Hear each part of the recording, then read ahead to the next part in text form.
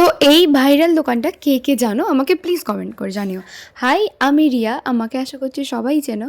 তো এটা হচ্ছে মহিষাদলের অনেক দিনের পুরনো একটা ভিডিও। আর 1 মাস ধরে মেলাটা হয়েছে, যেটা আমি কখনোই আশা করিনি বা কখনোই দেখিনি যে 1 মাস ধরেও কোথাও কোথাও মেলা হয় বলে আমার জানা ছিল না।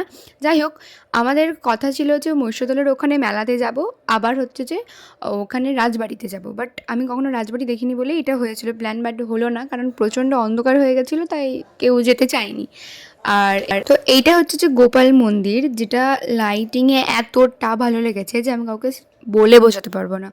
অনেকেই বললো যে দিনের বেলায় প্রচুর মানুষ আসে এখানে ঘুরতে, বাট রাত্রেবেলায় লাইটিংয়ের জন্য এতটা ভালো লাগে বলার বাইরে। বাট আমার পার্সোনালভাবে লেগেছে পুরোপুরি, কারণ কি আমার অগস্টে যাওয়ার কথা ছিল পুরী, বাট আমি যেতে পারিনি। তো যাই হোক, এক্সামের জন্য তাই আমার পুরো পুরীই মনে হচ্ছিলো, কারণ কি ওখানে জগন্নাথও ছিল।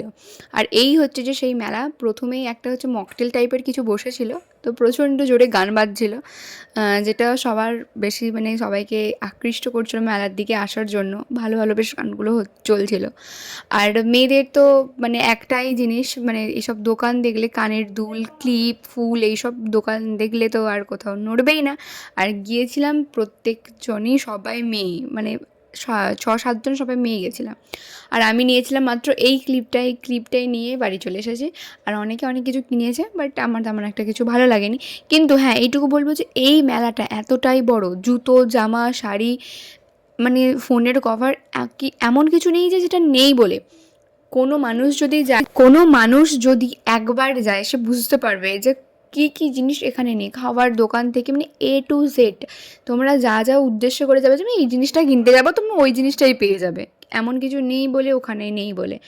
তো চলো আর দেখাই সব কিছু মেলাটা ঘুরে। আমার প্রচণ্ড ইচ্ছে ছিল ওখানের রাইডগুলো করবো, বাট হলো না। যাই হোক, তো এইগুলোই আমি ক্লিপ এইসবই নিয়েছি। তো এতটুকুই ভিডিওটা ছিল। আর লাস্টে তারপরের দিন এটা ক্লিপ নদীর ধারে গিয়ে ভিডিও করেছি, ব্যাস এতটুকুই। টাটা, দেখা হচ্ছে।